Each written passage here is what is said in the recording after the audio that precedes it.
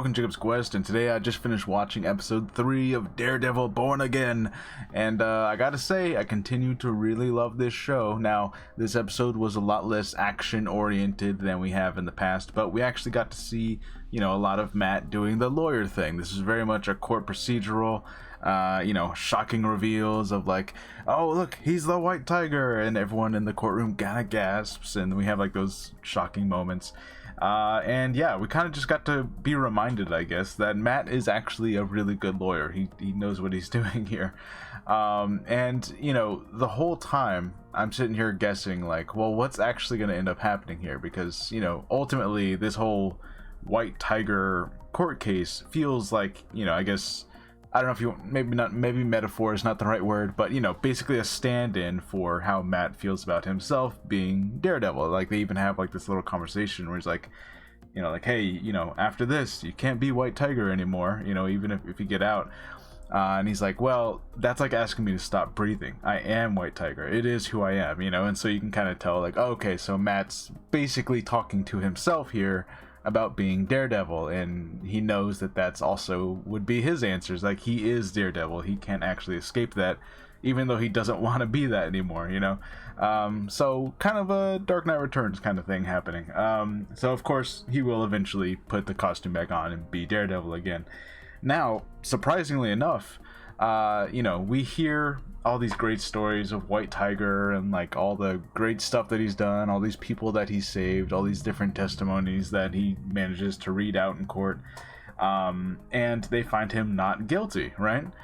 And when this happens, I'm like, oh cool, he's out, maybe we'll get to see like some White Tiger action and he'll be like a reoccurring character that helps Daredevil sometimes.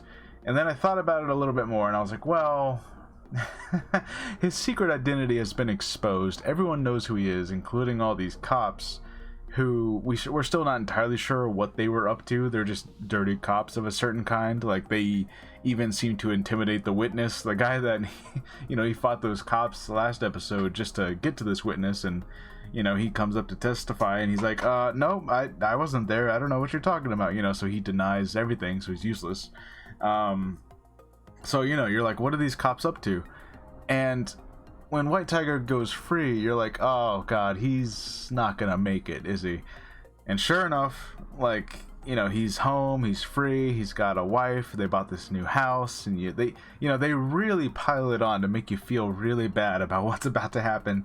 Because of course he puts on the costume, he hears someone screaming, so he runs out to go help, and he is immediately shot in the head, and he dies. So yeah, that happened. And the person that does it walks towards the camera with the hood on, and you see the Punisher logo, which of course I highly doubt that it's actually Frank that's doing it. And we did see actually some of the other cops that were like trying to stop that witness from testifying. They had that Punisher logo that came back up. They had one tattooed on their wrist. So, what is this organization of corrupt police? Like, what do they actually call themselves? Because they're clearly whatever version of the Punisher, motif they're using, or whatever distorted version of that they're using. It's clearly not like a pro-vigilante thing, because they, we're very much against White Tiger here. So I don't know. It's not Frank Castle who's doing that, but I do imagine that what's going to end up happening is that like someone is going to have witnessed this or something, and they're like, oh, it was a guy with a skull on his shirt, and so Matt is going to end up tracking down Frank Castle and be like, hey, what's going on? And of course Frank Castle is probably going to get dragged into all this and be like, I don't know why they're using my logo, and thus the plot of the show is happening. Now I will say that we're here in episode 3. We have yet to meet what's his name? He's gonna be the graffiti artist guy. I can't remember. Is it Muse? I don't remember. It might be Muse. Anyways, he's supposed to be the main villain of the season, but he's very much just been in the background. Like, we haven't actually seen him, but we've seen some of the artwork. We've seen some news reports mentioning like, oh, all this graffiti is showing up all over town. So I'm curious if he'll show up next episode, or if next episode is going to be the Punisher episode where we get Frank back. It kind of seems like it's heading in that direction, so I don't know when this Muse thing is supposed to start happening, but either way, I think this is a really solid episode. Even though it wasn't a lot of action, I feel like, you know, it had the tension, it had a lot of great moments between characters, it had heartbreak, you know, like you feel so bad for White Tiger after all the stories that he was telling about, like, oh, growing up and the birds that he would hear. And then, of course, as the credits are rolling, you hear the birds chirping, and you're like, God damn it, this show.